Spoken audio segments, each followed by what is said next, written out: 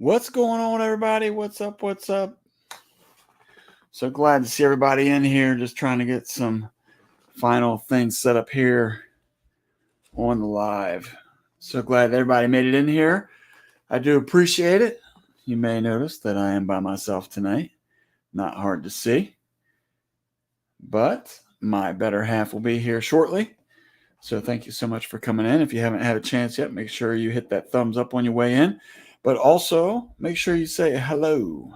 Make sure I know you're here. Don't be just lurking in the background. Let me say hi to you. So I say hello to Nunya, Texas on the back 20. Good evening to you. Broke Cowgirl. Hello. Where to Begin Homestead. Hello. Glad to see you in here. Marino's Mysteries is up in here. Thank you so much. So we have 7 folks in here and just 1, 2, 3, 4 people. Oh, we got Arizona Highland Homestead. What's going on? Jeannie Lipsky is in here. Hello. Old Ways Gardening and Prepping. Glad that you made it in here. Thank you so much for coming in.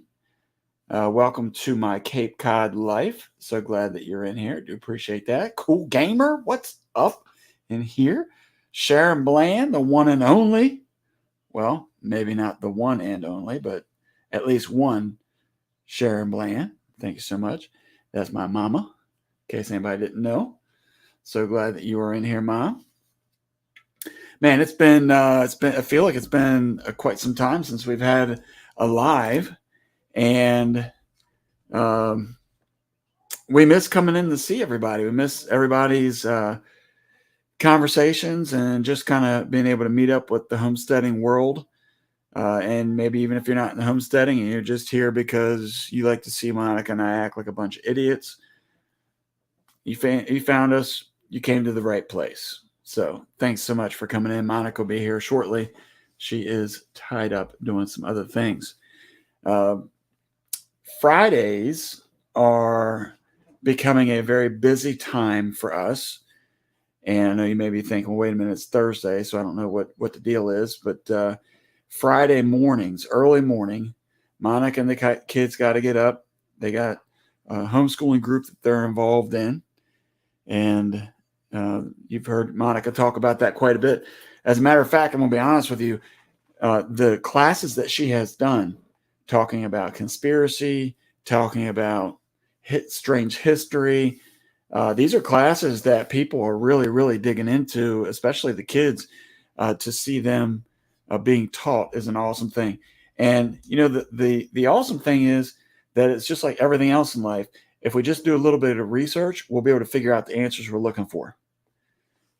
Maybe sometimes not quite that easy, maybe not quite that simple and clear and concise, but a lot of times if we just take a little bit of effort and go look for the answers, you'll be surprised what you find. So there's been a lot of things that, you know, when you look back kind of through history and start kind of contemplating the things that have happened, certainly makes you scratch your head a little bit and figure out where you stood, at least at the time when it happened, but also, you know, now, because sometimes your mind changes, right? Yes, I agree. I agree 100% with Nick. You can't get a better education than with homeschooling. I agree with that 100%. You know, a lot of times, you know, if I step back and talk about the old days back in Maryland, that was a place where you were frightened to do homeschooling because you always felt like somebody was out to get you, or you know, and that wasn't necessarily the case, but it just wasn't a welcoming environment. At least that was back in 2014. So I will say that was then. Texas is a completely different thing. They're all about you educating your people how you see fit. You're the parent. If you want to educate them more, educate them more. Want to educate them less, educate them less. But there is something to be said about being homeschooled and being around like-minded people and having a little bit better of a control as to what your kids are learning. And I think that's imperative.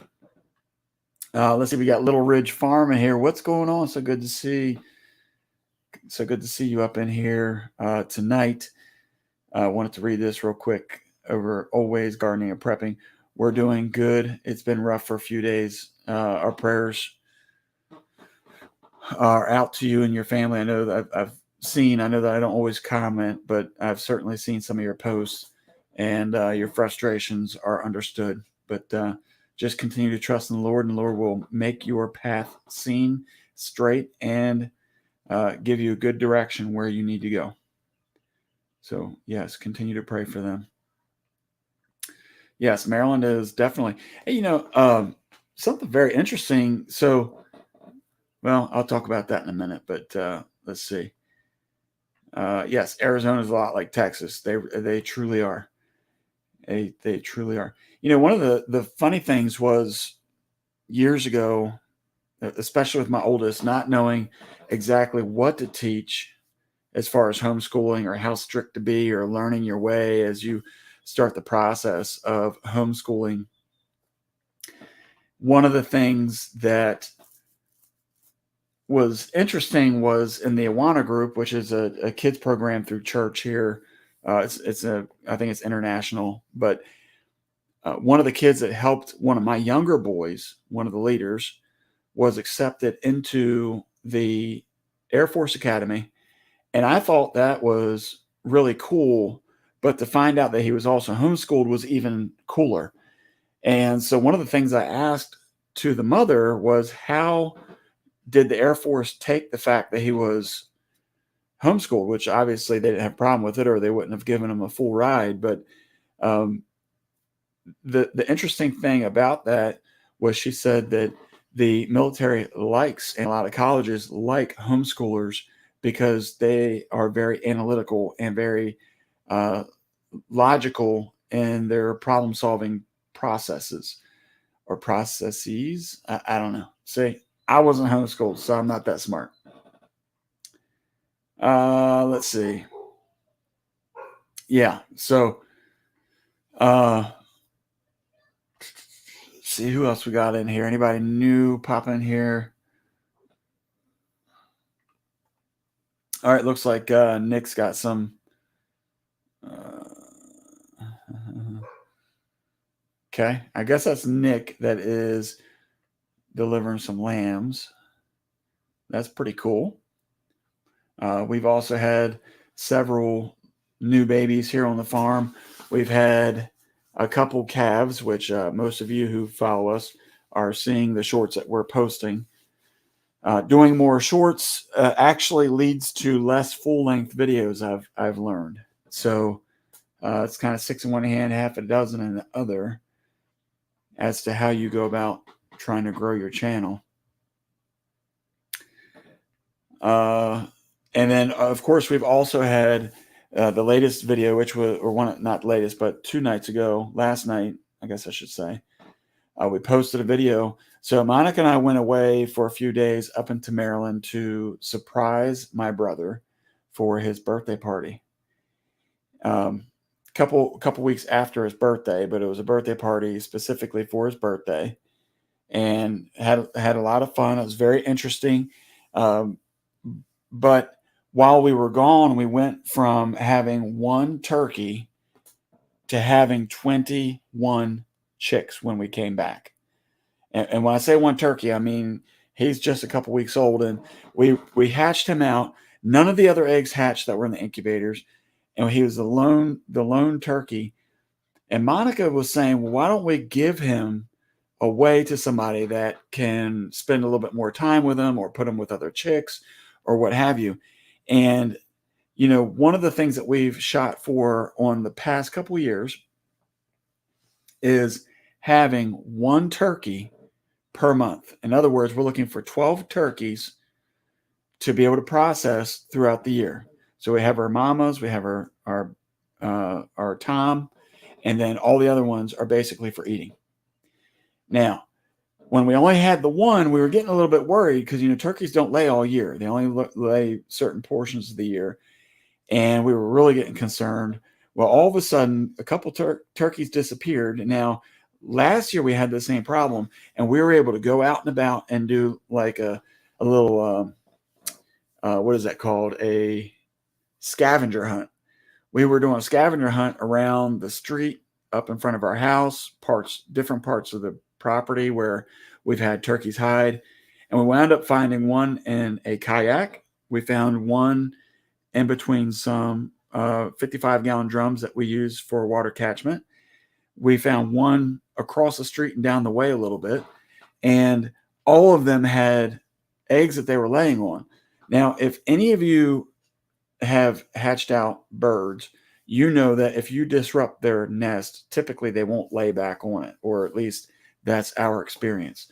And so we tried on a couple different occasions to move the turkeys back to their normal housing area for the evening, because I didn't want them to get attacked or to get killed. And we did do a video about that because one of our toms did get attacked and wound up dying.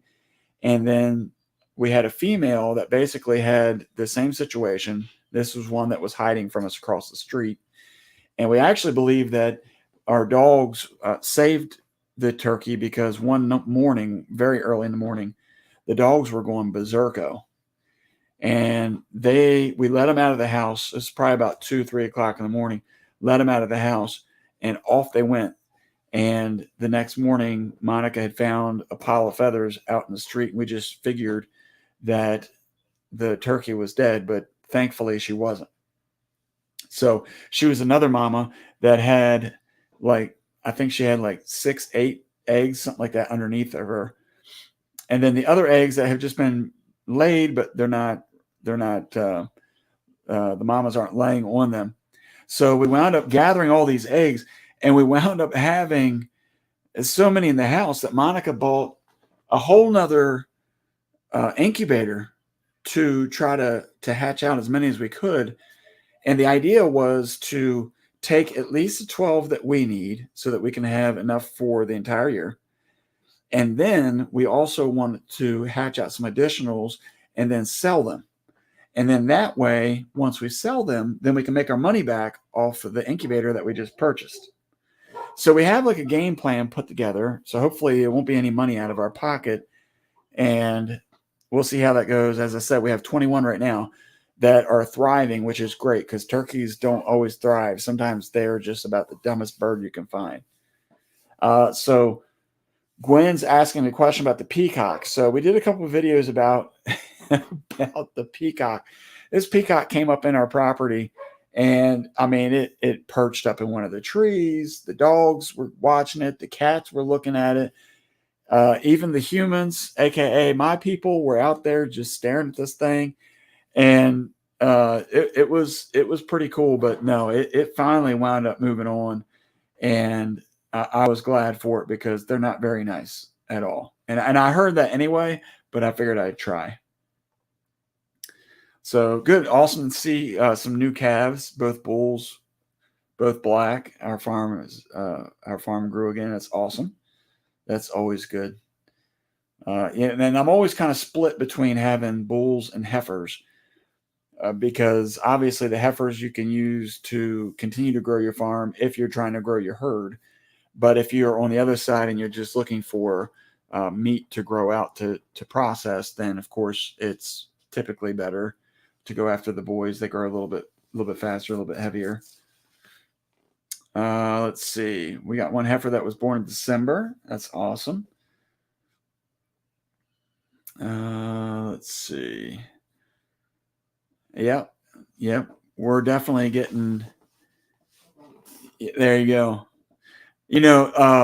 Speaking of that, I've always been very hands off with my cows. I let them do their own thing.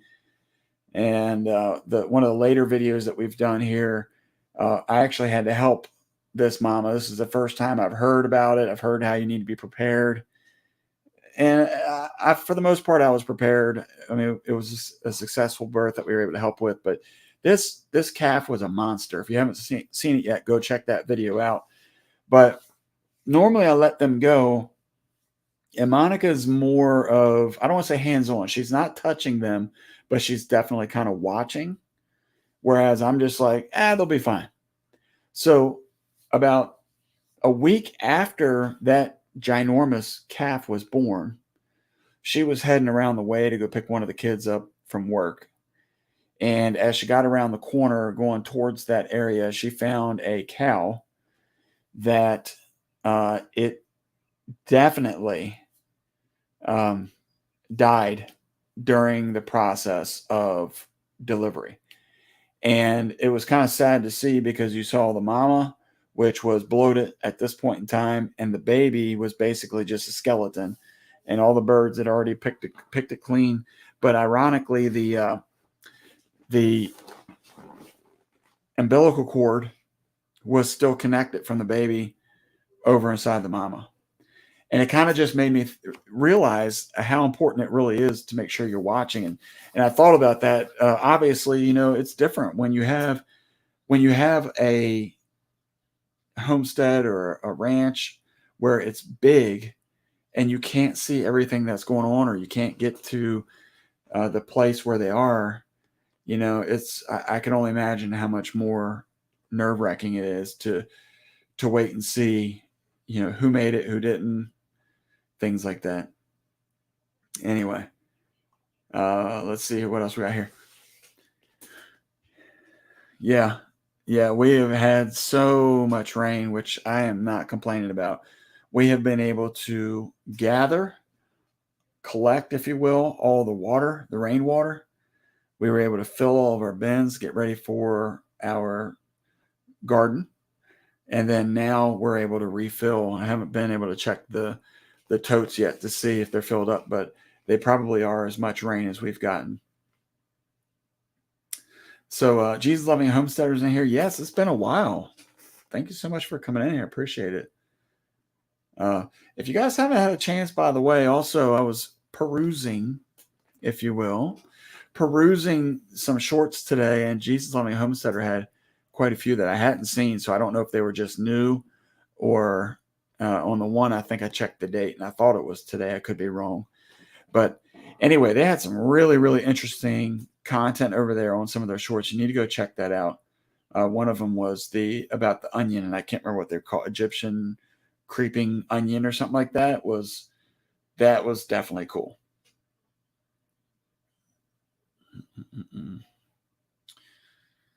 Let's see. One time I went out to a big garden and was going to the fence, the bucket to pick. A peahen ran out of the fence bush and scared. Yeah.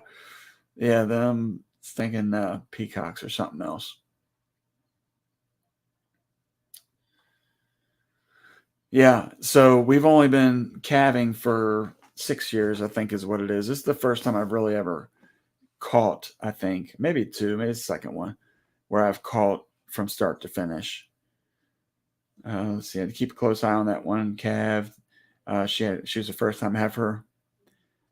Yep. That's good news that they do good. That's always a concern, especially on the first time. Had to pull a couple, had to brand new ones we came up on, but for the most part, ours, yeah, they have theirs there. And that's what I prefer. I prefer for them to always do that on their own. Let's see what else we got here. We got the lovely Miss Monica in here. Check. Whoa. Derek. What are you doing? I'm trying to get myself a chair that no one got ready for me. Thank you, teammate. Wow. Okay. Hey, everybody. Let's see.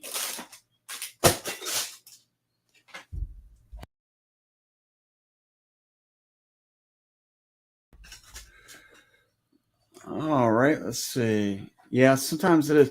It's one of the things we were talking about when I did my visit up north to my brother. One of the things that I had spoken. One of the things I had spoken to him about was really being mindful a lot of times when it comes to homesteading or doing. Sorry, I gotta move some stuff around real quick.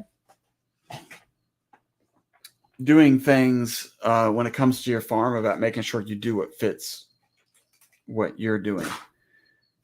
Sometimes people do what they see on YouTube or on TV, and they kind of step outside of what they can really do by themselves, because the size of what you're dealing with. Obviously, if you have 100 acres compared to somebody with 1 acre, there's just a bit of a difference of what you need to do or how you need to go about doing it. So that's why I preceded my comment with what I do with the cows on my farm. If I had, again, hundreds of acres that I can't get to every single day, sometimes it's natural selection, if you will. Two Doves, Bees, and Garden. Hello, hello, hello. So glad that you're in here. Let's see. Got to see you first time. Have a good birth. That's good. Okay, let's see. I'm probably really far behind. I don't have anybody to keep me in check tonight. Well, it'll take a few minutes because I'm trying to get everything ready here. All the stuff over here. It's not set up. So I'm setting up now. Yep. Okay. Egyptian walking onions. Mm-hmm. That's exactly what I was talking about. I've seen those on Carmen and Nathan's stuff. Yeah, that's what she put a video out a while back about that. It's an old video, Eric. I already saw that and liked it. You sent it to me today, but I've already seen it. Does anyone keep cameras out and about in the pasture? Is that a thing? Yeah, people do that. I know people keep cameras. If they can't get to their ranch, if they can't be there, you can definitely put cameras to the places. Like, it'd be one of those things that if we are going to put our cattle back over at like Uncle David's, then I do think that cameras would be handy, because you can set them up and then have them Wi-Fi to you, or electronically watch them. So we just need to figure out what kind of distancing and things like that. But if we had cameras we could set up, hey Janice, then yeah, we could definitely do that. That's something worth looking into, I think, because that's something really important to do, be able to keep track of. Super way out of their comments on my goat birthing videos. One lady told me that I should have gone in and pulled those babies out the day before. That's so silly. Yeah, because that video went really crazy on her channel, got her over 1,000 subscribers, which is awesome. And the thing is that people always have big comments, like big opinions. People have a lot of opinions. Yeah. Most people are commenting on that cattle video that is going a little bit exciting right now. It's going a little crazy. The one that Eric was pulling the baby out of. They have a lot of big opinions on that one about, why is she yelling? Why is she screaming? Yeah, that's the thing. Yeah, Gwen, you can't do everything. Hey, Connor. But anyway, people have a lot of big opinions. They're like, why is she screaming so loud? Why don't she get over there and do it instead of screaming at the guys? And why are you patting, not rubbing? She said to rub. It was so stupid. I'm like, get your little booty up in there and try it once in an emergency type situation. But anyway, somebody also said I should have just left it alone. And I was like, yeah, but you only saw 60 seconds of an entire afternoon of us watching her for a couple. We had been there for over an hour and a half with her, and we had seen her down and things like that. So there's a lot more to it. People just don't see.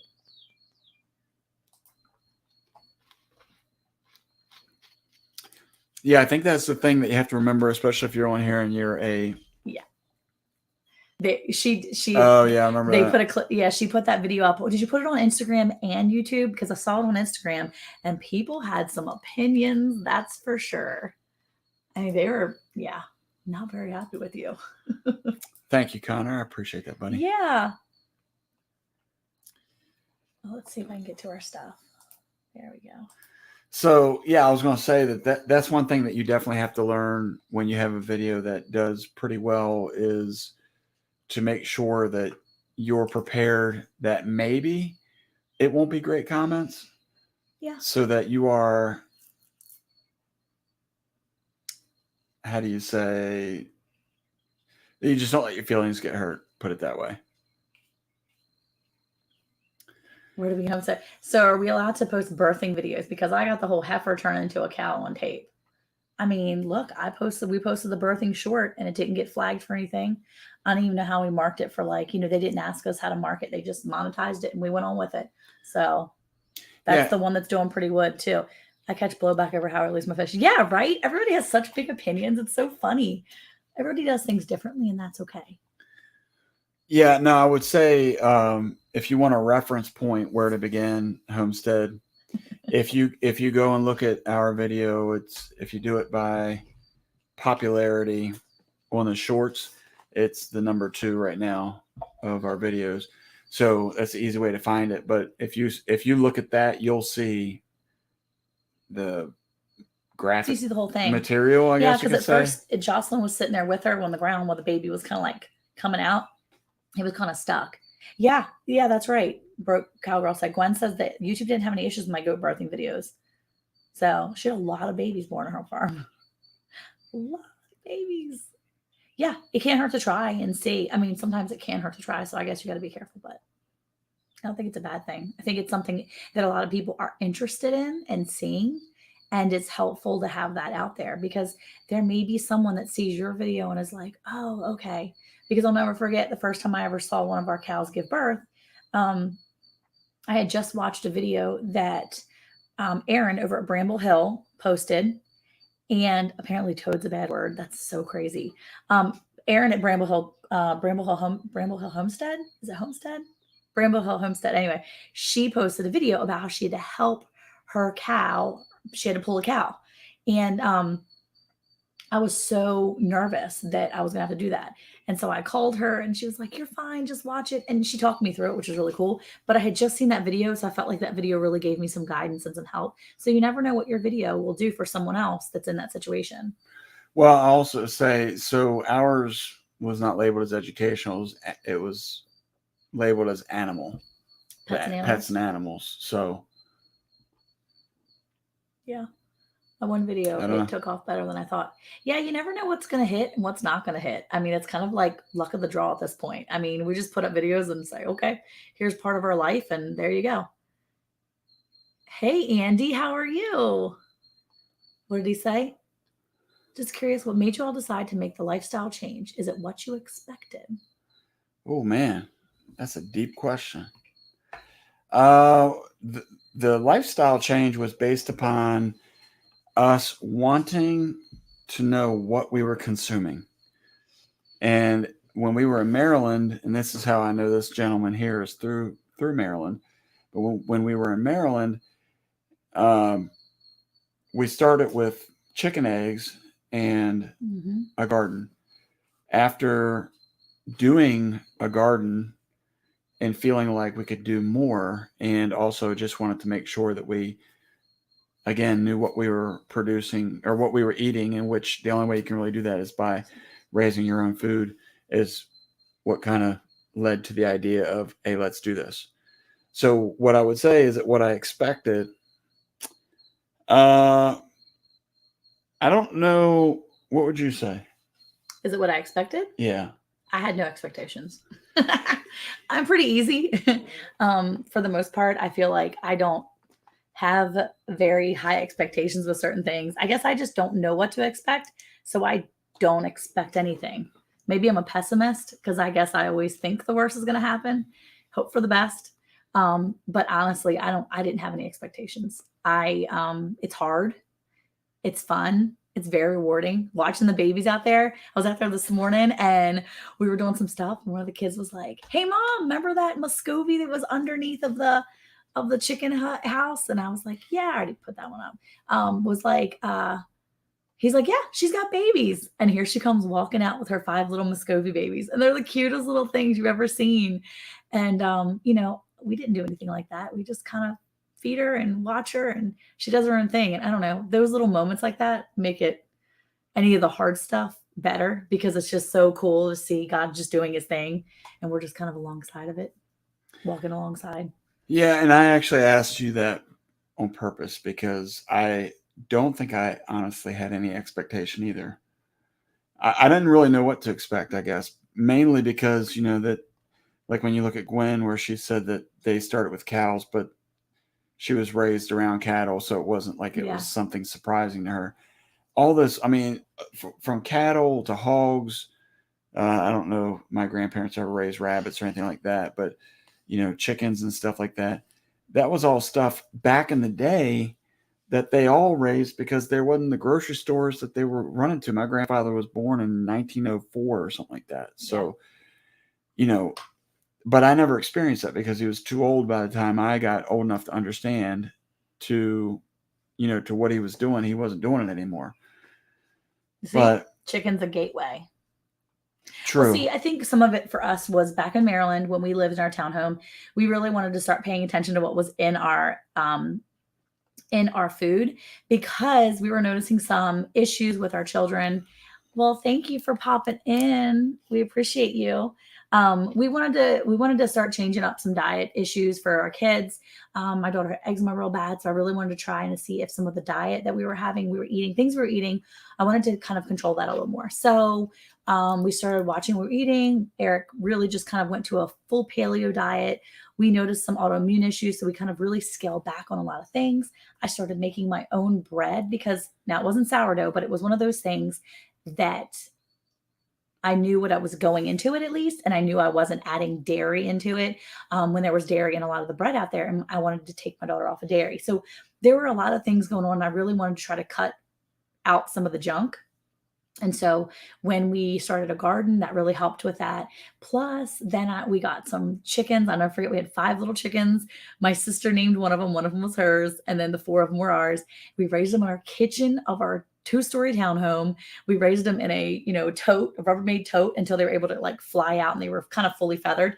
And then we set up a cute little chicken coop over at my dad's house, and who was right down the street at the time. And we had chickens, and we were getting we were getting 35 eggs a week because they were laying every single day for 5 days, right? So anyway, it was definitely one of those things that we really felt good about, knowing what we were starting to put into our bodies a little bit more. And I really started paying attention to not eating the garbage. I was drinking Diet Coke. I was, putting Splenda in my iced tea. All these things that I really took for granted. And I started doing it because I was so looking at things that I was just looking at making sure I wasn't gaining weight, things like that. And I really turned that around and said, it's not about gaining weight or losing weight. It's about what I'm putting in my body. And so that change right there for us helped, because when we came here, we kind of naturally stayed that way. I feel like, for the most part. Now I eat garbage all the time now.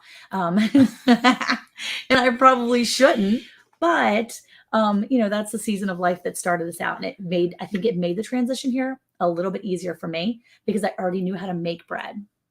And I knew how to use the food that I was growing in my garden in my meals. So I started making that kind of transition a little bit, just adjusting to the distance for grocery shopping and all that. That was a little hard. And the idea of being so far away from your friends and family was really hard too. So we were in the Pasadena area. Sorry, that's what you're answering. Yeah, so, okay, I don't remember what I was going to say. She said, where were you at in Maryland? John grew up in PG County and then areas around Deal. So we were a bit further north. We were just outside of Baltimore. Yeah, the city. Outside of Baltimore City. Yeah. Southeast, about 12 miles. Mm-hmm. Little town called Pasadena. Yep. Right on the water. They have all these little peninsulas on the water there. They have all those little beaches. And I grew up on one of the beach areas, and then we ended up meeting each other through high school. And then we lived right there on the beach areas until we moved out here. It was kind of cool. We went back there this weekend, and this past weekend, it was kind of neat taking Caleb and Emma around and showing them some of the places that Caleb grew up and kind of having those memories. It was really neat. I loved it. Yeah, that was definitely an interesting trip. I started telling them that it was a party for Jason. And the interesting thing about that was it was 80s themed. Yeah, because he was born in the 80s. One guy in particular made me feel a little uncomfortable because he had 80s shorts, which are really short. He was wearing a little bit of shorty shorts. It reminded me of when I was a kid. I used to hate short shorts, even before longer shorts became popular. Yeah. I couldn't stand the shorty shorts. Let's see. We have a question about our chicken coop. Ask away. Ask away, my friend. I was very blessed when we moved here. Hubby's granny always gardened and canned, taught me a ton. Yeah, I really I enjoy canning and gardening and all that. And I think that's... Oh no, Caleb. Hey yo, just pop in and say hi. I think I'm getting sick from the traveling. LOL. Good night, everyone. Oh man, that stinks. Yeah, I hope you feel better. Feel better. Yes, Jim Connor shorts. Yes, exactly. Oh, they were horrible. Hated those. The Nair commercial with the shorty shorts. I don't know about that, but yeah, we wear short shorts. That was a Nair commercial? Yeah, you can wear short shorts because you have Nair when you're short shorts. Yeah, you wear Nair with short shorts. Even the dudes were Nairing? I mean, probably not, but the girls were Nairing and wearing short shorts. I'm glad that girls were.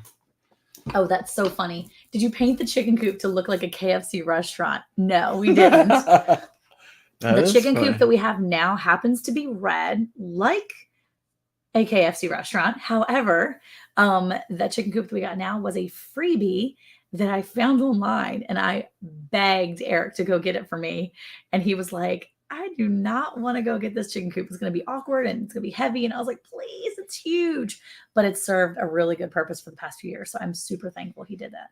Hey, Nancy, how are you? Welcome in. Hey, Taylor, how are you? This is how I get to see Taylor now. Yeah, I know. She's 'Cause- gone now. Because I don't see her at work anymore. It's just not the same. You're so silly. Yes, see, Nancy remembers that commercial. I don't remember. I remember like we wear short shorts, but Yeah. I didn't know that was Teresa said, I try to forget about those commercials. that was horrible. It makes you feel uncomfortable. Even What, watching those short shorts? Yes. I felt more uncomfortable at Austin showing half his hairy chest. I don't know That- what that was about. That's the 80s thing. He was just showing his I don't know chest in any the 80s style Hey, Lisa, how are you? where they were showing their hairy chest. I Oh my don't know gosh. any of that. What, Gwen? That's amazing. What happened? They were given a greenhouse, not sure on size, but the wall panels are 16 feet long. I cannot wait to go get it. It's going to be a winter game changer. Okay, good. Figure out how to use it really well and then tell me how to do it. I mean, I know we're in like different areas, but we're not really that far. I'm just struggling not to like burn everything up, but I really want to know how to use it for the winter. Like I really want to know how to use it for the winter. So I pray that we can get our apartment townhouse organized this weekend. Good luck with that because I try to get my house organized almost every weekend, but nothing happens. It's just spirals out of control. I was looking at my bedroom this morning going, there's a lot in here I need to clean. So I'm going to tackle the baskets of clean clothes on Saturday. So yeah, All right. we'll see how that goes. Moving right along. I got Please. depressing there. I know. You should be excited that I was getting ready to talk about cleaning up stuff. Well, yeah, Yeah, congratulations on the greenhouse. That's so awesome. that's great. That is very cool. Very, very cool. So anything else going on that you want to talk about? No, that's it. What did you talk about while I was gone? Nothing. We just pretty much introed. I will say, since we've been talking about the garden the past couple weeks on getting started or set up, we got back from our trip. I did tell them about how we got all the turkeys and stuff like that, but Yeah. was the garden. So I was pretty impressed. Even this afternoon, this evening, I guess, whatever you want to call it, when I got home from work, and I was looking at all the plants. The tomatoes look like they're doing really well. Looks like a lot of the pepper plants are doing well, and even the little buds, if you will, of The little beans. the beans. Let's go. So we'll spread out. So I might have to go put some more on the ground. I think I let the kids do it too much. Repeat what you said. I figure out. Then my laptop shut the window. Okay. I said, figure out how to use your greenhouse really well in the winter and then let me know how to do it because like I'm struggling with really how to do it. I mean, I've only had one season with it. So I know I can figure it out. It just feels very daunting. It just feels very daunting. So It's just yeah. it's just it's a learning curve. the last chicken coop I helped build did the whole Hard Rock Cafe, even a spot where the owner put a picture of a chicken and his side say, oh, excuse me, now featuring followed by the chicken name. That's so funny. That's a good size. Yeah, it is a good size greenhouse. Oh, wait, look, Carmen has birdie ducks. That's awesome. They should hatch mid-May. This is the first time we've had hen hatch eggs. Any advice? Just watch them really well. Make sure they have a place to go once they hatch them because mine will hatch everywhere but the actual coop, right? That's and true. then we end up, so if one of our Muscovies, she hatched a bunch of eggs. She hatched 5 babies underneath of the chicken coop. And that's great. But like I told the kids this morning, she has 5 babies right now. That doesn't mean she's going to have 5 babies in the end. If she has 5 babies that grow up to full capacity, awesome. But that's a big if because I've never really seen them have exactly what they start with and end with. Somehow they lose them. So just keep an eye on them, and you have a good space for them. So, hey, how are you, Storms? What is it? Storms, Radios, and Cats. Hello, how are you? So anyway, yeah, I think that it's one of those things where just keep an eye on them. You'll see they'll be good. Just give them a good place to go, and you'll be happy with that. Yeah, I think it goes back to like we were talking about with the Shelter. turkeys earlier, where they just kind of disappear. Now I know it's a little different with hers because she clips their wings and they're not just kind of wandering wherever. Well, she has a space But- too, so that her dogs can't get them. And that's the Yeah. thing. As long as your animals, your dog and cat can't get them, you'll be okay. I know my dogs will chase. Sometimes the healers will get super excited. The puppy right now gets super excited and will run after the chickens and the turkeys and the ducks. So, yeah, I get it. You got another new person in here, T Hand 141. Hello, how are you? Welcome. Yeah, thanks for coming in Thanks here. so much. I appreciate it. I'm like looking at people's homestead video. Off the grid. Off-grid homesteading. That's pretty cool. I'm going to post up their links real quick so anybody hasn't seen them. If you guys haven't had a chance yet, I'm going to post up both links for both channels. T Hand and then also Storms, Radios, and Cats. Go check them out. So yeah, just be mindful of them animal or the birds to make sure, as Monica said, they have somewhere to go. And obviously, if you have a little bit tighter grip on them, that way they don't wander off somewhere to have the eggs. I guess the big thing that we constantly battle. So yeah, usually it's just making sure they go where they're supposed to go, because I feel like they don't always go where they're supposed to go. Like they always just go somewhere else and hide. Like that sweet little, stupid and sweet at the same time, turkey that was hiding her clutch of eggs over next to our fence by my water catchment system. When I got home yesterday, I got home late on Tuesday night. So yesterday morning, I was letting the dog out and I noticed one of the puppies, one of the healers ran over towards where she was. And I was like, hey, get away from there. I ran all the way over there to go check it out. And lo and behold, she was gone. And all of her eggs are gone. And she must have had like 8 or 9 eggs. I'm like, man. So needless to say, I don't know if she hatched them and took them somewhere or she got up and somebody got them. And I have a feeling something got them, which stinks. Yeah. So, all right. Let's see what else we got. There's some more comments too. I'll be watching. Fortunately, did we get our fences repaired? That happened literally right before we were getting ready to go away. So they're still not repaired. Well, the ones in the front, we got the ones in the back fixed. Yeah. And the one in the front by the road is not fixed. So we actually had a pretty big issue right before we left to go on our trip. And this is why it's hard for me to ever leave. And this is what convinced me not to leave again is Monica went out there because we were having a problem with the bull that had made his way out towards the street. Solomon, the one that likes to go next door, the one that likes to go for just wherever he wants to go. He wants to go breed everybody. He wants to go to, he just do whatever he wants. He really is a bad bull. Anyway, so they got him back in the yard. He's not hard to control. He's pretty easy. Just get some treats out. Yeah. He's bad, but he's a good listener. Yeah. So kind of. Anyway, so that was Thursday. And Monica said that she had noticed that quite a bit of the cows had pink eye again. Yeah. We've been battling this like crazy through the latter end of winter and going in the spring. It's been a nightmare. That's because we haven't followed up. I think that our follow-up isn't as good as our intro. Like we can get to them and then the follow-up, something always happens. So we miss that quick follow. So we have to put them through the chute again this weekend. That'll be 1 week and a couple of days. And I think that's a good time to be able to do it. But let me look under there. No chicks under there. We're good. But yeah, I think that, it was hard because Thursday night before we left, we had to be out there taking care of those pink eyes. And when I say like they had pink eye, there was a couple of them that was fully ulcered. We actually found one Thursday morning when we were looking at these stinking cows trying to cross over into the fence. Through the fencing, we noticed that one of them had fully glazed eyes, both eyes. So we had a blind calf out there. He was a yearling, But he was blind. He was walking in circles. It was probably the saddest thing I've ever seen. Like, it was awful. It was so sad. Yeah, it just We kind do of, have mineral. Yeah. yeah. Yeah, we do.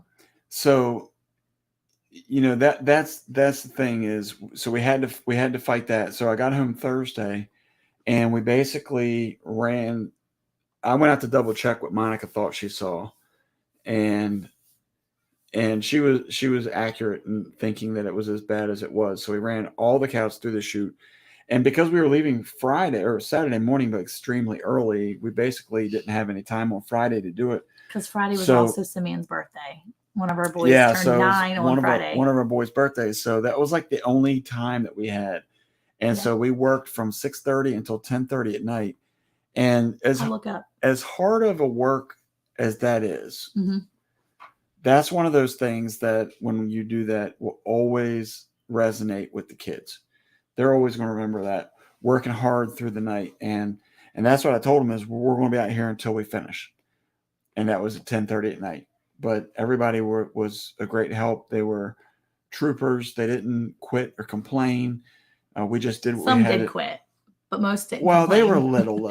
And it was thunderstorming. Like, it was I mean, it was not bad rain Like, and thunder it was- last Thursday. it was bad. probably the worst condition that you could be in. It was muddy. Minus hail and tornadoes. It was muddy.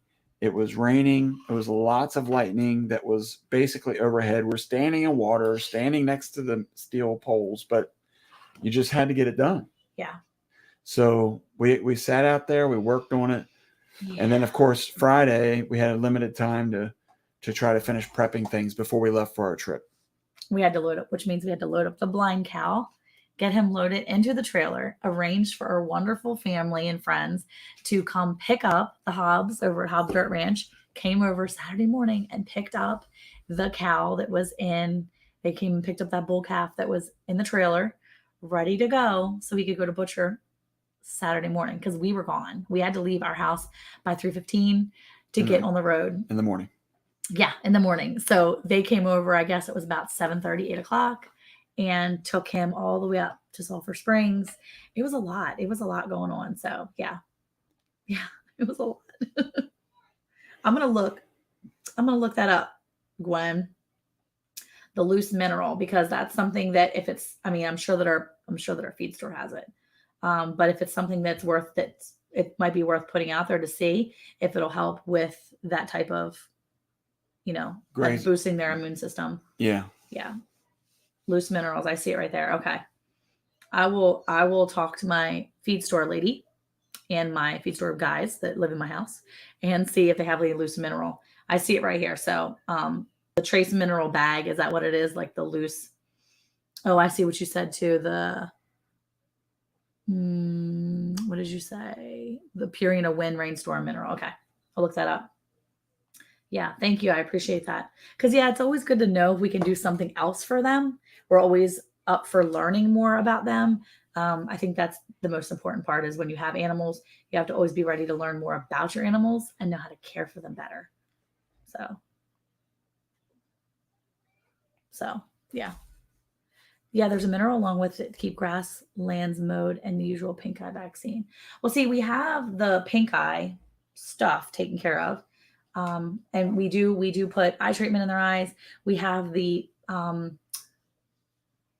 not triamcinolone tack it at first and then taper off the 2 to 4 ounces. Okay. So we have the ear tags in there too to deter the flies so that the flies are deterred from their eyeballs. We've given them all the stuff that the vet gives us because, like, when we had it before, originally the very first time, we went to the vet and we had the vet treat the one cow, and she had a partial ulcer on her eye. She fully recovered. Everything looked great. And we asked him, when this happens in our herd, what do we do in the future? And so he gave us everything we need to give them so that we can take care of that. So yeah, what are you reading? Pink eye, was it a little critter visitors? People thought I may pass it on. I don't know. I think it's just the flies that pass it on. That's the way the vet explained it before, is that the vet explained that the flies will kind of bring it. Oh, consider it Broughton. Oh yeah, they brought it. Wasn't good. We've had a Yeah. few that had fully ulcered, like one eye fully ulcered, which is so sad. So we had to get in there and really, rub in that ointment, and we gave shots and we did all the stuff. And we recently started utilizing the eye patch. Yeah, the eye patch, which he thinks is funny because one of the cows that is constantly trouble, she had pink eye pretty bad. And so he was more than happy to put a patch over her eye so she looked like a dummy out there because she's annoying. I wanted to do both eyes. I know, but you can't do both eyes. Nah, I couldn't do both It's eyes. so sad watching a cow be blind because they literally do run everything's so sad. Oh, it's awful. Yeah. So yeah. But that's how quick things happen, and it's one of those things. And that's going back to the question earlier, is it what we anticipated? And while we really didn't have much anticipation, what I will say is it's a hard life. You're always working, especially people who have two jobs or a job in the farm or whatever it is. I mean, you are constantly on the move. Yeah. There is no downtime. There's no real days off or vacations or things like that. It's a steady flow of work. So, well, now that I see the pink eye vaccine, I'm going to ask the vet for that tomorrow. I'm actually going to call and see if we can go down there and get that tomorrow. We have the other vaccines for them, which we'll get ready to do here soon. It's about time. But I didn't know there was a pink eye vaccine, and he never told me about that. And I see it right here, pink eye shield. So thank you. Hey, Casey, how are you? Nobody is famous. Just stop. Can be transmitted as well as them rubbing on each other. And Gwen, they rub on each other like crazy. They're constantly putting their heads on each other. I'm like, could you stop? They're like a bunch of little kids, like licking their hands and putting on each other. That's what cows are, like a bunch of little kids just passing on their germs constantly. It's nasty. It's nasty. Yeah, I mean, this is the one where we, when we talk about the work is never done, this is where I'm constantly trying to find ways to better utilize my time. Sometimes that means peeling things back. Sometimes it means pushing projects off. Sometimes it means downsizing. Because I think that's a very easy thing for homesteaders to do, is to become inundated. Is that right? To be inundated with things? Yeah, be inundated with things. Or just get overzealous and choose all the things. Overwhelmed. You say all that when Casey gets here? Is that what it is? Well, no, but I mean, think about it. We have all the birds that we have, and then we came back and there was 21 more chicks. Yeah, we have new calves. Mm-hmm. We have, the other cows that we kind of inherited. So before you know it, you really do have to make a decision on what you're wanting your farm to be like. You have to be able to identify where you need to scale back. And if, I guess what I can say is sometimes people get in the mindset of, I want to farm, I want to be able to process my own animals, but then they get too attached.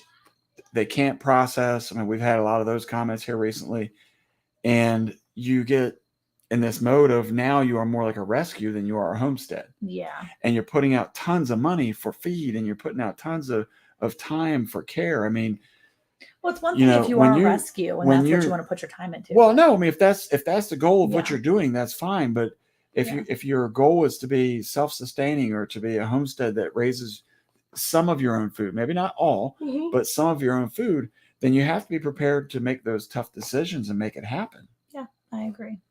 I mean, look, every time we have an issue with the herd, because that's one of the animals, like a lot of the other animals that we have, it's easier, obviously, because they're small. You take out, if you have to medicate them for some reason, if there's a problem with it, you can isolate the one, or you can just kind of like feed all of them at the same time. Yeah. Whereas with cows, it doesn't work like that. Nope. So, to put 21 cows into a corral in the middle of the night and try to force them into the chute so that, and they can't see great anyway, some of them, because they're half blind. It's not good.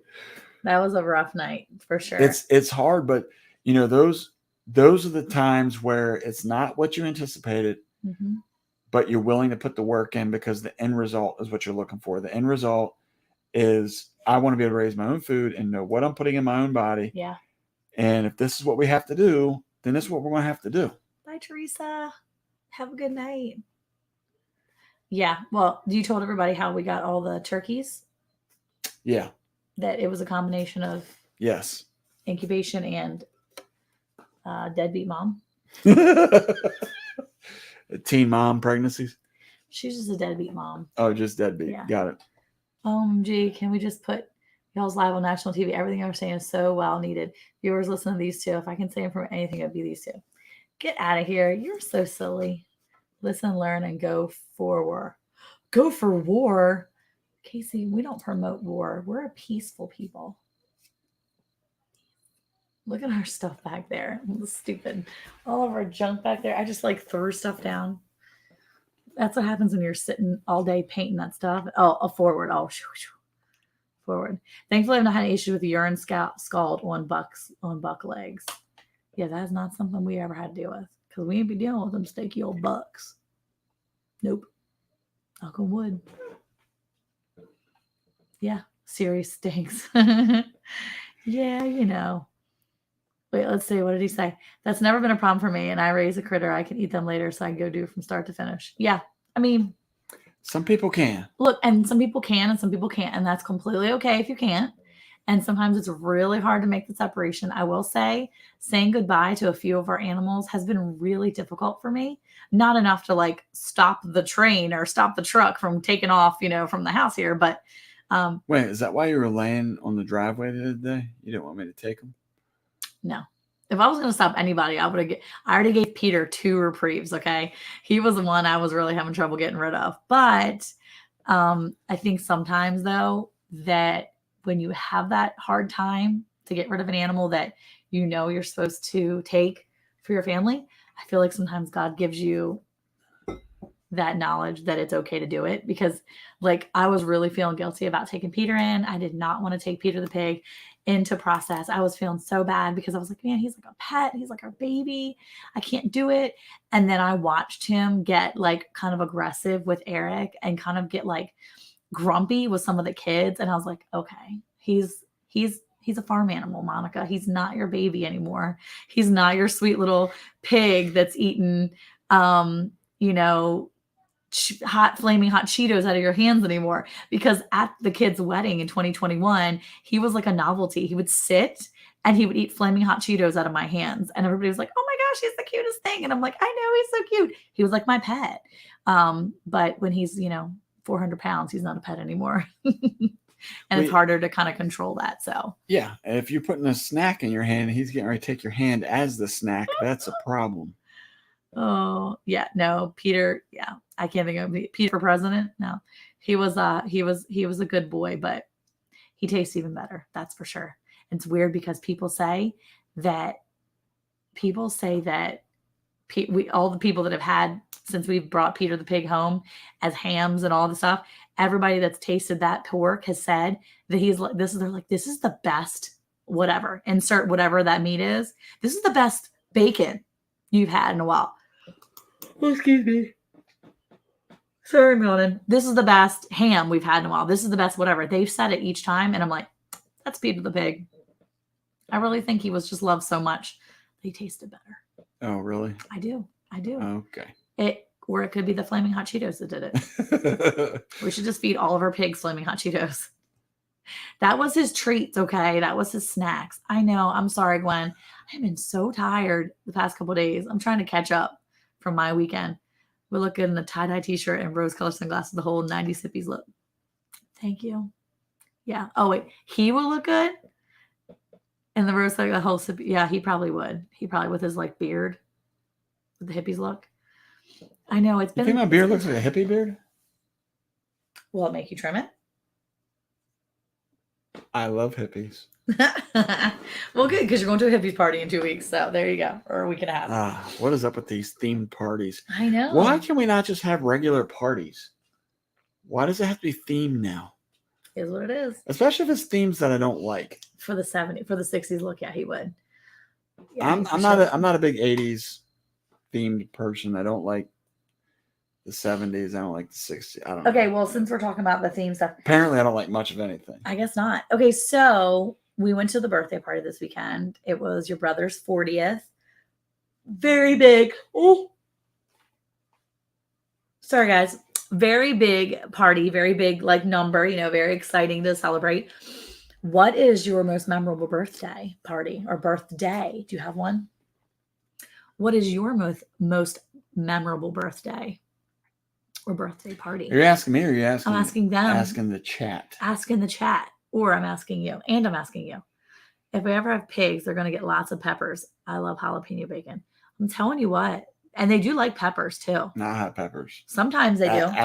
Ours did the not. Chickens can't tell, but some of them do. Some of them don't. When we were doing all the canning and stuff, we would take the tops off of the peppers and put them in a bucket. They pick through. The chickens usually eat it. Oh, a Star Trek. It could be a Star Trek theme party. So what was your favorite birthday party or birthday growing up? Do you remember? I don't know that I had a favorite birthday party. Really? I don't know that I really had birthday parties. Or just favorite memorable birthday. You didn't have to have a birthday party. I don't know that I have one. Okay. Do you have one? Let me think. I think for me, my most memorable birthday, like as a kid growing up, probably the first birthday when we were over there on Hobbit Lane when we first moved, because I had all my friends from my old neighborhood, but we had just gotten a pool and it was so exciting because it was my first year having a birthday with a pool and I could swim my own pool and we were swimming in my pool and we were just so excited. And I just remember that birthday. It was just so much fun. Mm. And I got those like water guns that had colored water and they would disappear. Oh, yeah, I got those. nice. They were like Zappets or Splats or something. Anyway, it was like from the 80s or 90s, I guess, 80s or 90s. It was the 80s, the late 80s, where you would squirt the water guns. They were like purple or whatever, and they would change. It would just go clear. And I got one of those water guns, and I was so excited. That was so fun. Plus, I got Barbie and the Rockers that year, too. Let's see. My 50th birthday, our daughter and hubby threw a surprise party with a live band. What? Our friends and family was a complete surprise. It was great. Oh, you like surprises, Gwen? I hate surprises. Eric wanted me to say my favorite birthday was my 21st birthday when he threw me a surprise party. That was not my favorite birthday. No, I didn't really have any anticipation. I'm just teasing. But what I will say, now that you mentioned that, I guess not normally. She said she does not like surprises normally. one of the more memorable parties for me was when I guess it was my 40th. Was it my 40th where you had like your beard party? Beard themed party. It was your 40th. We had a beard themed party. Everybody had fake beards they were wearing. Right I made beard cupcakes. It was fun. Let's see. The best birthday party I went to was the one I don't have to go to. I just like crowds anymore than 4 people. It's too crowded for me. I understand that sometimes. Like I like people, but I really don't like people. Like I like being around people. I feel like I get a lot of energy from people, but I think that sometimes when I'm around people for more than a little bit of time, I feel like I need to go quietly to go somewhere and like regroup and get myself back. And then I'm good and I'm fine. And I can like get that energy from those people too. And I'm like, I feel fine. But then I feel like sometimes I need to just go be by myself and like get myself together. Yeah. This seems to be like a reoccurring theme nowadays in today's culture. That people don't like people? Yeah. I like people. I feel like people. I feel like now it's trendy to not like being around people. I think so. To not be people-y. Yeah. I mean, I like people. Like when I go to the grocery store, I'll never meet a stranger because by the time I leave there, I know people. Like when I went to the grocery store the other day when I was leaving Maryland, I was at the grocery store and I started chuckling when I was putting all this stuff on I was putting all these things from like tasty cakes to flavored popcorn to I was like putting all this food, this junk food on the conveyor belt. And I like looked up at the lady. Oh, excuse me. Sorry, I can't stop yawning. I looked at the girl and she's like a young girl and she's sitting there and she's smiling at me. And I like looked at her and I'm like, I promise you this is not all for me. And I started laughing because they had like potato chips on there and all this stuff. I was like, we live in Texas and you can't get any of this stuff in Texas. And she just looked at me. She was like, what? I was like, yeah. So I take it home to my kids. And she just sat there and we were smiling and talking. And we just sat there and talked to each other for a little bit before I left. So it was kind of cool. Wait, what did he say? Oh my gosh. All her people's lips We're and teddy teeth bowl were. blue. Yeah. So funny. Good night, Nancy. See, I'm making you sleepy. Everybody's leaving because I'm yawning all over the place. I know. Can't stop You're making me yawning. tired too. I'm so sleepy. I can't stop yawning. I should have had some gum or something. But it was really cool getting there, meeting people. And like I said, I'll talk to anybody when I go anywhere. Yeah. Well, There's a new layout. I want to try it, but I don't want to try it. We'll look at that later. Okay. All right. So you brought in something, I guess, for me to sample. I did.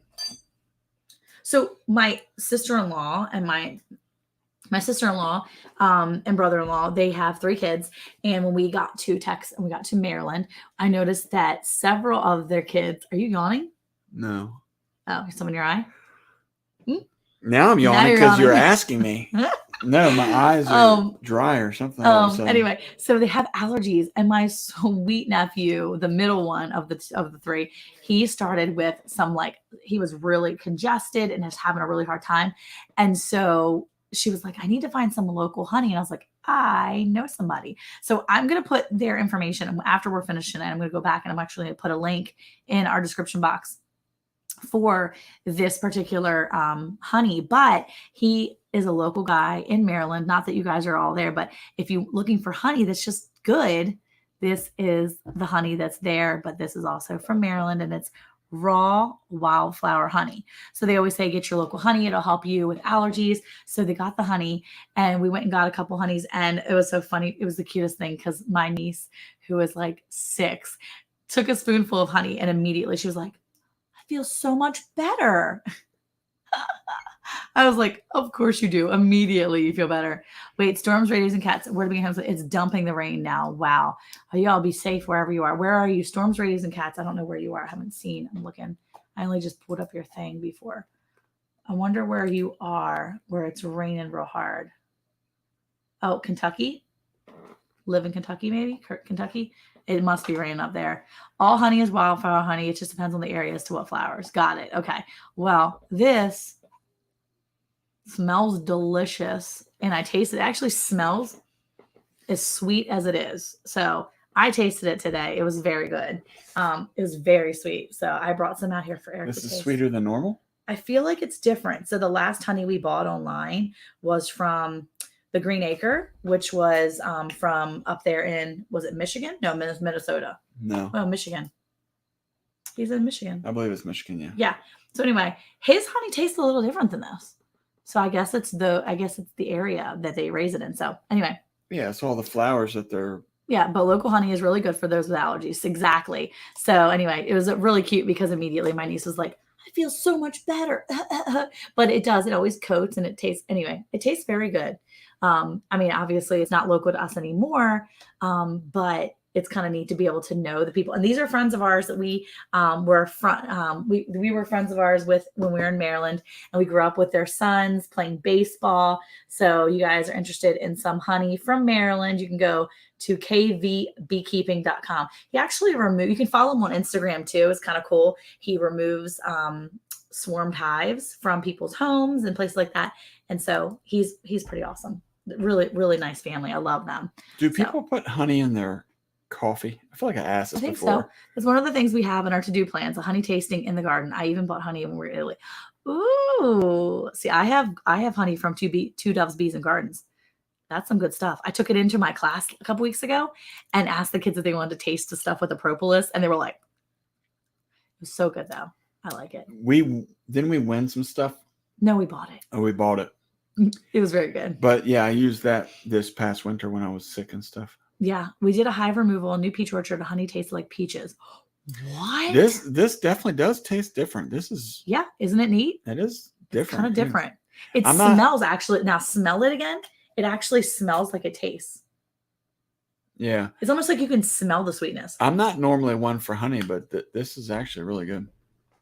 I hope you find a good tea for that delicious honey. Well, we have tons of teas because I love like loose leaf tea and I like all the different teas. So we have plenty of teas to try. So again, I'll ask you guys be safe, please. I'm going to ask again. Does anybody out there put honey in their coffee? I'm sure people do. I mean, why would you not? I mean, you can put it in your tea. So why would you not put it I don't in know. I don't know if those are two flavors that.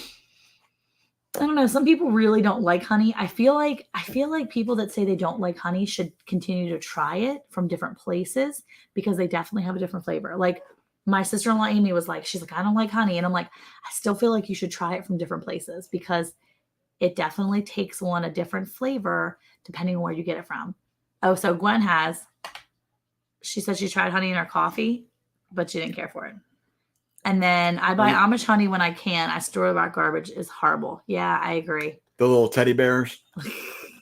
Yeah, I mean, we've bought store-bought honey before that was raw honey. It wasn't really local. It's from Texas, but it wasn't really local. But now I buy a gallon of honey from the guy up the road, and that is delicious. The only problem is, and does anybody else out there buy gallons of honey?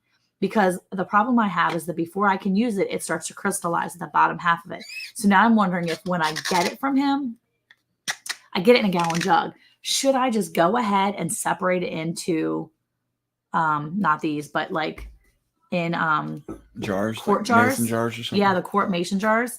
I mean, the thing is, I feel like if I can get the quart mason jars, at least I can get a spoon in there and scrape it. I can't get anything in these big gallon jugs. Honey and coffee when I go camping. Oh, what did she say? What did they say? I'll have to give that a try. Have you tried honey on a glazed donut? You might give that a try. Well, there you go.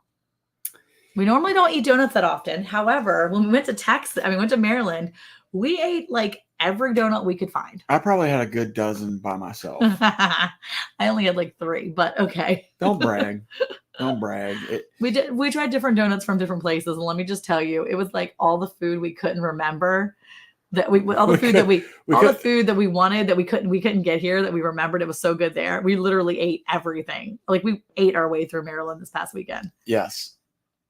Yeah, I feel like the jars would be a better option for me. We ate so many donuts, in fact, that our daughter-in-law said that she's given up sweets for the remainder of her life. I think that'll last like a month. You know what? Here's a fun thing. So one problem that we found here in Texas is they don't know how to make Philly cheesesteaks. But we went up to Maryland. We got a good Philly cheesesteak. And after that, I took the kids and Monica. We went over to the bakery that we bought our wedding cake from, which was really cool. Oh, honey and peanut butter. So, and then we found out that they were celebrating 100 years this year. So the fun thing about that bakery is that's where we bought our cake over 25 years ago. And that's where my mom bought their wedding cake over 50 years ago. Yeah. That's pretty cool. Yeah, pretty cool. Did we say pretty cool? We did. Jars make it easier to decrystallize. That's what I'm thinking. It might be easier to decrystallize it, or at least for me to scoop it out, because like I can fit a spoon inside of a jar, right? A mason jar.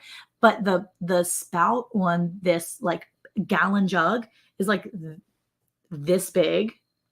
It's like the size of a quarter. It's like this. It's like this jar. So I can't really stick it down there. Plus, if I could stick this down there, that'd be one thing. But it's like this deep. So it's so big because it's a gallon. I'm not getting a spoon down there. It's just hard. So, hey, Annette, how are you? How are you doing? Good morning to you. Yeah, there's not many old bakers left. That's true. Very true. It was really cool to see. And the girl told her, she's like, we're celebrating 100 years. And Caleb said the donut that he got there was the best donut he's ever had in his entire life. He said not only was it the best donut he had in his entire life, he said it was the best food he's ever put into his mouth in his entire life. He was so amped up for this. I was trying to vlog part of my trip. I tried to vlog as much as I could on my trip, but I was trying to also be very present in the moment and trying to I took videos of things, but I wasn't actually doing me vlogging it. So when I do a vlog on this, I'm probably going to have to just do like snippets of it and do some montages. But yeah, I didn't get any video of him because he was so like hilariously just like, this is so good. Oh my goodness, this is so good. And he was just so goofy. But now that's the reason probably why he's feeling so sick. He's just coming off of a sugar high from this past 4 days. See, he's coming down off his sugar is what it is. See, I've eaten a little bit of snacks over the last couple of days so that I don't drop into that. You don't come right out of your sugar coma. Yeah. It's a bit chilly there in Perth, Australia this morning. I hope you guys are well. We are doing good. Yeah, definitely not chilly here. I felt like Yawn caught me again. we've had a lot of It is chilly. I'm literally wearing a sweatshirt. we've had quite a bit of rain over the last couple of days, It's in the and 60s here. today I thought when I was up on the roof of the building at work that it was going to be like chilly just good because call. outside everything was cloudy and dark. But when I got up onto the roof, it was humid. No, it was chilly here. We had the windows open all day, and it was like in the mid 60s to the high 60s. And I kept like looking, I'm like, why is it is not that, like, it's not chilly. The temperature doesn't feel cold. It doesn't look cold, but it was chilly. Like I was wearing like capris, and man, my like legs were freezing half the day. So I was trying really hard to keep active, like moving around the house, because I was like feeling chilly, and I didn't want the kids to shut the windows because I wanted to keep it like a nice cool breeze in here. But man, I was like getting chilly at one point. I was like, "Ugh. Hey Barry, how are you?" Yeah, it's gonna be late. It's gonna be colder tonight. That's what I'm like Really? thinking. I need to make sure my chickens and ducks have the temperature stuff going on. Make sure they have all that stuff done. But Yeah, I'm just trying to look at the temperature real quick yawn because again, I can't help it. I'm sorry, guys. yeah, I mean I don't know, is that abnormally cool? I feel like it's been cooler the last couple days than It's what been I'm used cooler. to. Yeah. The nights have been really cold. Well, I think you're getting ready to get into like winter, aren't you? Are you getting ready to get into your winter time in Australia? I feel like it's going the same way. So, right, because it's like fall there, right? Okay, all this talk about the weather has got me in the mood to eat chili. Well, funny enough, Eric ate chili today. I will say I got your mom though, because we were sitting down, 19 degrees Celsius here. That means nothing to me. It means 0 to me. I don't know what that even means. Eric's doing the math in his head. He's trying to figure it out. What was that 50, 54 low 50 tonight. degrees? 45, 50? Is 19 that right? feels I don't cold. know. I'm just guessing. So, I have. Oh shoot! I was going to say something. Got mom. Oh, I got your mom though, because your mom always says how she misses the cold. Yeah. It's it's not really cold. Okay, say winter is creeping up and it's currently autumn. That's what I was thinking. So it's never cold. Texas isn't cold enough for her. So we're in Maryland, and we were outside one Sunday night. The guys were out there playing basketball. Everybody I had a hoodie on. Emma had her like sweatshirt on. She had like a blanket wrapped around her because it was really chilly. It was 59 degrees. 59 degrees. It was like basically 60 degrees, right? Yeah. And your mom's like, I should have brought my winter jacket. I didn't realize it was going to be this cold. I was like, what? What did you say? So she's always saying how it's never chilly enough for her. It's cold. There she is. I was waiting to see if she was here. You do like the cold, but you needed a heavy winter jacket at 59 degrees? Well, what I'm 59 degrees? I am going to say this because this is what I was waiting to see if she was in here too. This is what I love about cold weather. We do too, Sarah. We have our heat plate outside with our regular hens and chickens. Sorry, she was saying that. One of the things that I really No, you didn't say you didn't like it. You just said you were cold and you should have brought your winter jacket for 59 degrees. Well, but I will admit that the temperature was different than what I realized. I felt nippier, I guess, than I normally do. It's 60 degrees. It's chilly. But one of the most relaxing things for me is when the temperature is down low, like in the 20s or 30s. And even if you have a jacket on or not, it's not about that. It's about that cold air on your face and being able to breathe it into your lungs. That's what I like. So went for the walk on Monday morning. That wasn't even cold. That wasn't cold. But it was in the 50s. Okay. It was like the low 50s. But the night before in the dark, it was 59 degrees. Yeah. And it was pretty chilly. But there was no wind though. Like there was really no wind. And here we live in like a wind tunnel. Yeah. I feel like the wind is always killing me here. It was definitely different. It was different, but it was so funny because I was like, wait, you need your winter jacket? It's 59 degrees. Yeah. But I just felt good because I was sitting in a hoodie and it didn't faze me. I'm like, yeah, it's a little chilly, but it feels good. And I'm always cold. Always cold. Yeah, I like the hot weather too. That's me. I like the hot weather too. Hot weather's my jam. So Yeah. I had a good time though. It was a really nice visit. Yeah. It was good. Yeah. Definitely good. So any other veggies or anything that you're looking forward to with what we're growing? No, I think I've actually killed the rest of my tomato starts that I really wanted to keep going because I realized that there were some different tomatoes that I really wanted to grow, like the blueberry cream tomatoes and some really cool ones.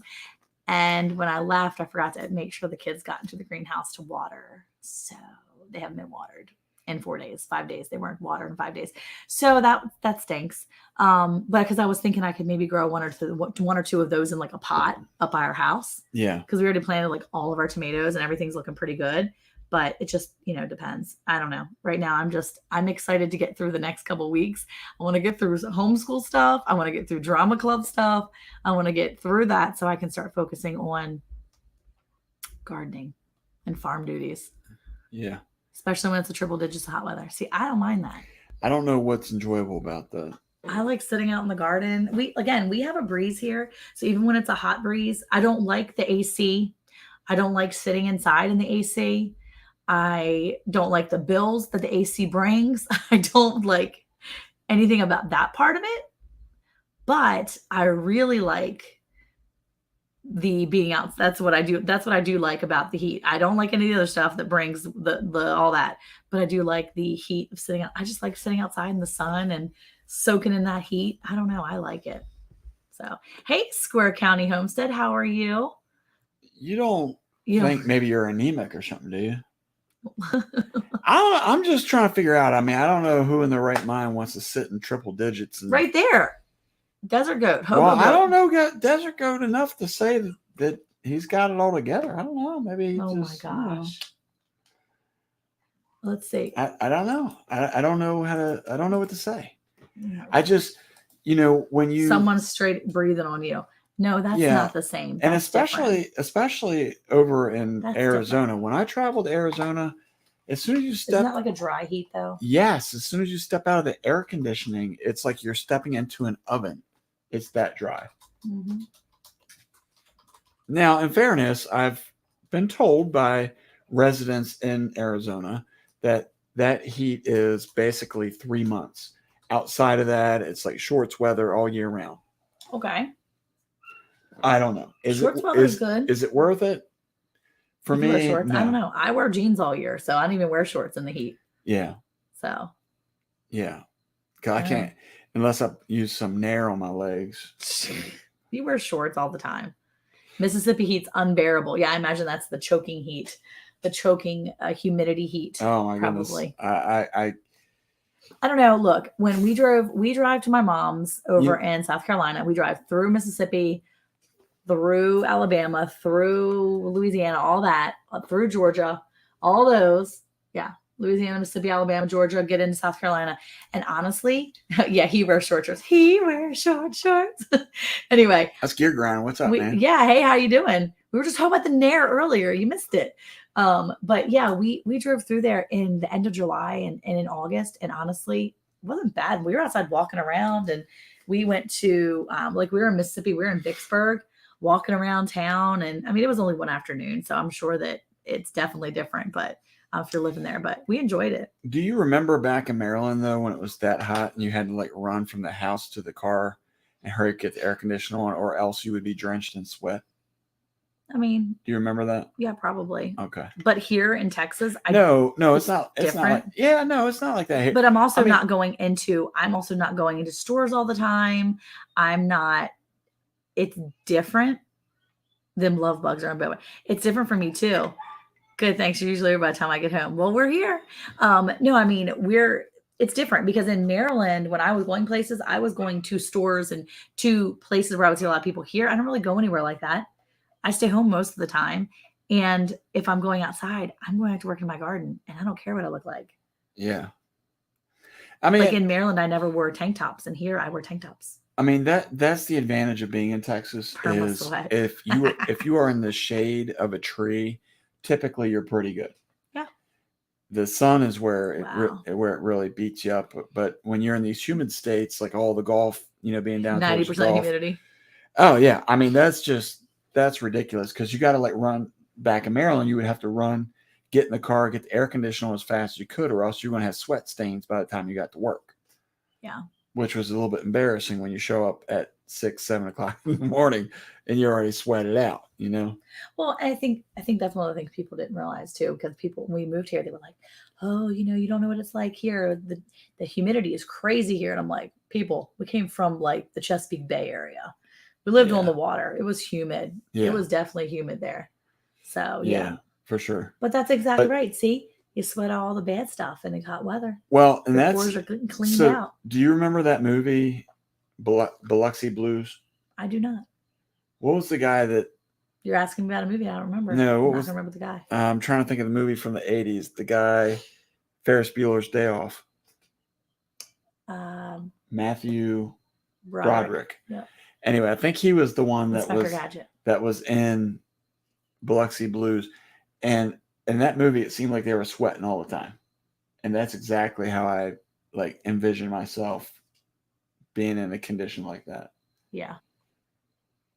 Humidity isn't anything like humidity down here. Yeah, it's probably different. I've never been down to Houston area. I've never been down south any further really than Waco. I haven't gone any further south in Texas than Waco. Oh, maybe I did. Went a little bit because we went to go pick up the trailer. Remember when we went to the trailer? We went to White House or wherever that is. But I think that's a little further south than Waco. But I've never really been much further south than that.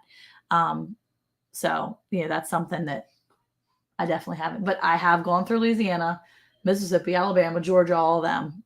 And yeah, it's pretty sticky. I will say that, I mean, in the states, besides Florida, I stopped over at Casey's in Georgia, and it wasn't bad there. It was definitely humid outside. It was humid. We were walking, you were sweating by the time you got from his door to like his first part of his orchard. I mean, like you were sweating, like the back of my shirt was sweat already. I was like, daggone it, I got to drive someplace today.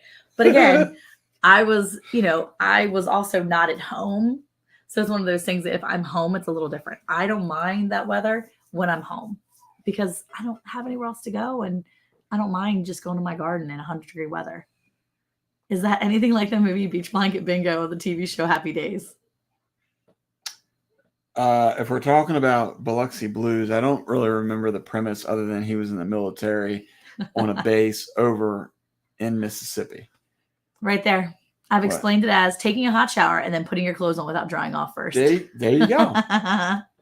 What's the name of this person? Square County Homestead. I love this person. We're subscribed to them already. And I actually have seen a few of their videos. So he needs to do a video just sweat. Oh my gosh. It's like 15 minutes of this. He's got a good beard too, see? I see that. He's got some good looking rabbits. Yeah. There's all kinds of stuff. I like his thumbnails are pretty clear cut. Which is one of the things I like I like a good thumbnail where I can see exactly what is going to be. It looked like all the animals are sweating too. It looks like he's got some good stuff going on there. So yeah, I mean, make sure you go check out some of these channels that are here. If you haven't seen some of these channels, you're not friends with some of these other people here, go check them out. It's always fun to make new friends. Yeah. I try to post links too, but I just haven't had a chance to keep posting because I'll just pay attention to everybody else here. What I'll say, I'll start posting some other links. While you're doing that is I remember when I first got down here to Texas, everybody of course had their cowboy hats. And I'm like, I'm just gonna wear my regular baseball hat because that's all I need. And then I realized quickly how important it is to have a cowboy hat to protect the back of your neck as well as the front on your face there. And then when we started doing baseball, I remember this one guy had this like cowboy-ish / sombrero-ish hat. And it was like a combination. And I was like, look at this guy. This guy's like a full-on clown, man. And then after watching him out there, and he looked like he was going to the beach, everybody else is about to die. Because you realize he was taking care of himself. He had it going on. I mean, he was protecting his shoulders, his neck, his face, everything. Mm-hmm. He knew what was up. Yeah. Well, I'm going to do this. Let's see. Let's see what Gwen says. Forget about curling your hair here. It goes flat as soon as you walk out the door. Yep. That was another thing with humidity that's a killer. Could you imagine my beard just like blowing out because of the humidity? Let's see. Two doves, bees, and gardens. I like to check everyone's channels on Friday mornings. That's good. Very nice. Well, I'm putting some stuff upstairs so you guys can have stuff. I'm trying to get, okay, so hobo goat, I'm going to do this one right here. Not the desert goat one, because I think he said the one is for people. The other one is not. Yeah, the curl tip. I think Eric needs one of your earrings and eye patch. No. Eric's not doing that. Oh, I got new earrings from my sister-in-law. They're super cute. Not these. She gave me some. I didn't buy them. She gave them to me. Okay. They're a cowhide, and they have they're like brown with like really cute little cream stars on them. They're super cute. I'll wear them next week. They didn't match anything I'm wearing tonight. These are I'm wearing my Columbus, Ohio sweatshirt. The cowboy boots with the front tip curl up. That's because the leather is getting basically like humidified and it just like curls up on them. Oh my gosh. Humidity. You gotta love it. Yeah, there's other channels. Let's see if I'm posting all the channels. I'm looking. Oh, there's Gear. Don't forget Gear. He's got some gardening stuff going on over there. I've been watching some of his gardening videos. He's got some cool gear. He's got some good. He's talking about tomatoes and the buckets. He's thinning them out and transplanting them. So I was watching some of this stuff. He's doing the double cup method. What's the double cup method? Where you're storing them in there so that they drain out, I guess. I didn't see all that video, but I was watching some of the other stuff. It's pretty cool. So yeah, go check out Gear too. I'm posting him now. And then I'm gonna do, let's see. The boots are called Roach Stompers. Gwen, for real? What kind of roaches are we talking about? Nuh-uh. For real? Is that what it's really called? I don't know. I've never. You talking about the question for Eric and Monica? Do the people back in Maryland think you have a Texas accent now? No one said anything to us, but I will say that the accent is strong when you go back home and you're like this close to Baltimore. Yeah, it was. Yeah, I will say that probably more so Caleb. He had made a comment that when he was talking to certain people, that it was bringing him back to his like strong Maryland accent. You could feel it coming back. Yeah, you could feel it just like kind of popping back. I think Abigail said the same thing when she was there. Because yeah, the pointy one, so you can get the roach in the corner. That's true. That's true. All right, they're the roach stompers. Let's see. My hobo goat, aka desert goat, is more people friendly. What? The hobo goat is more people friendly. Okay, that's the one. That's the one I posted. Yeah.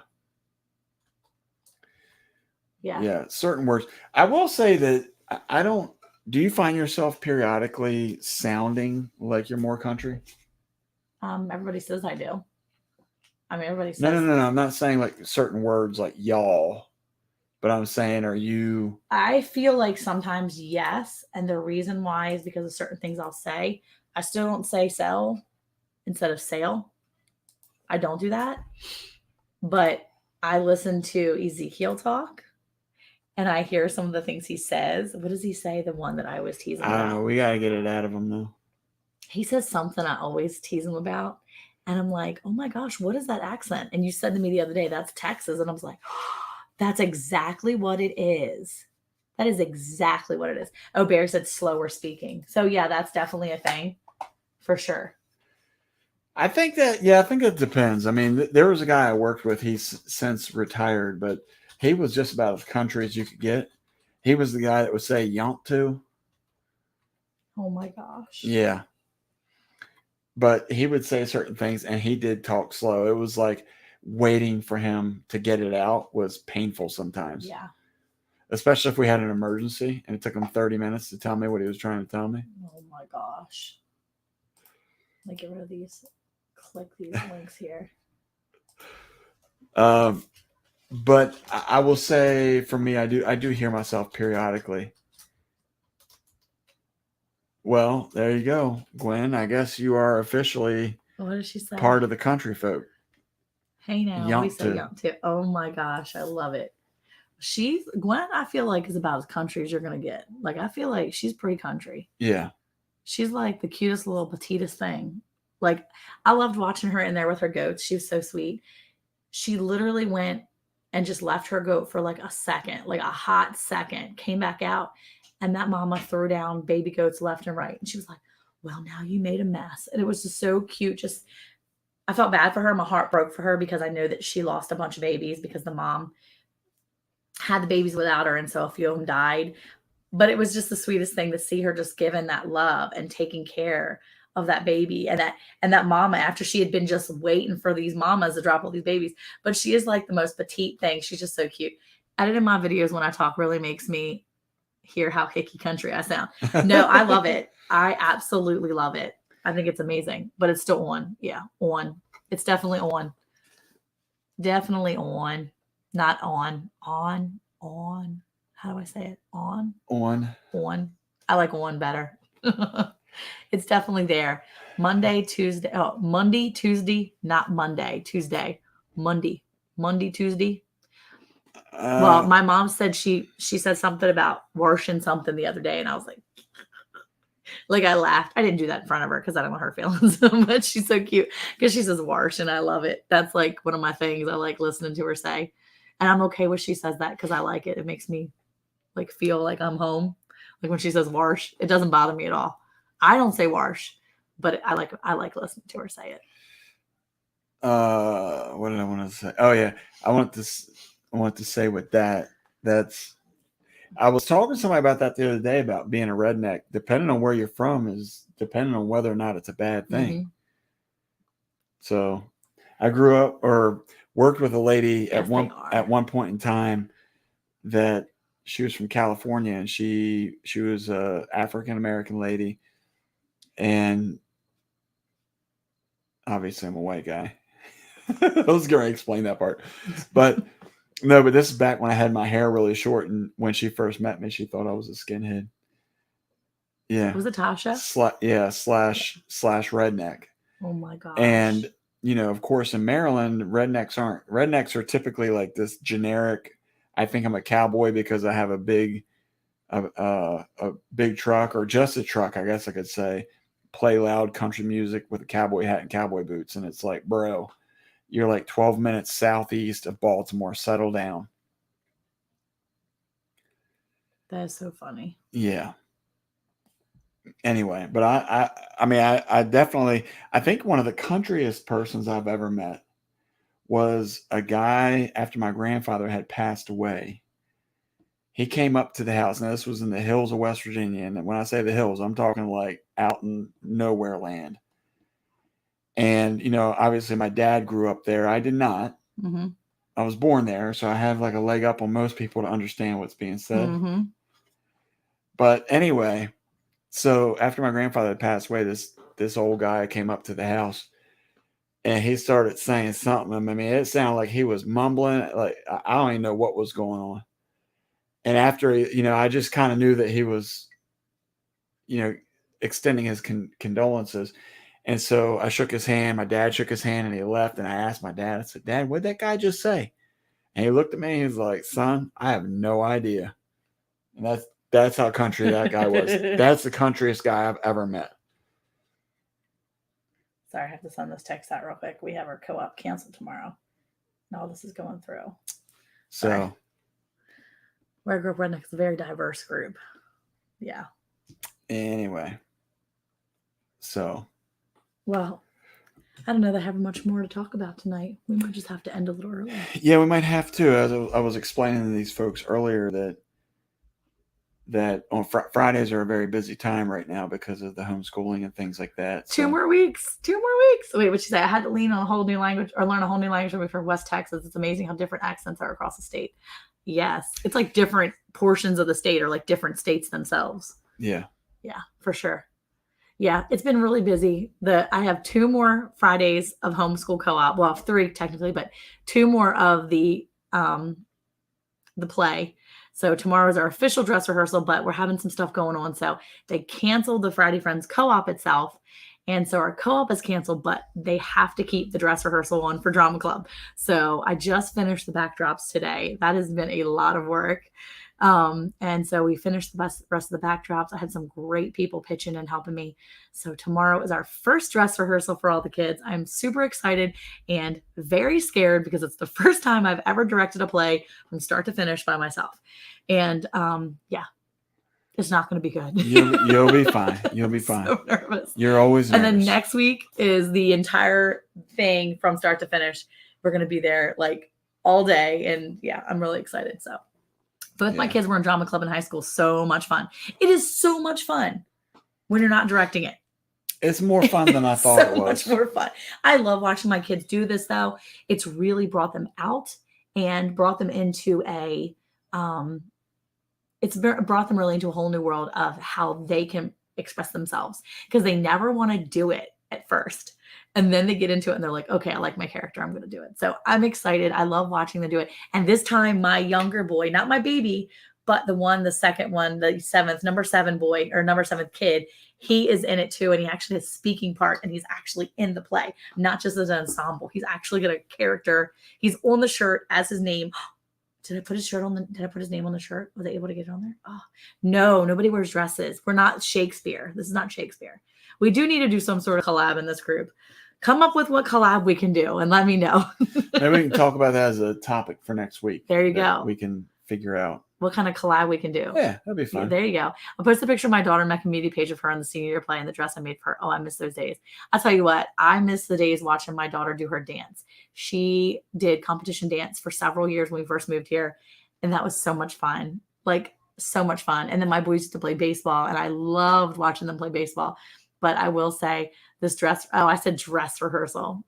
I got you. No, it's definitely going to be fun watching them get in costume and do all the stuff. So I'm excited to see all of it tomorrow. So yes, tag me, Gwen. That would be so awesome. So anyway, but yeah, we should call it quits just a little bit early.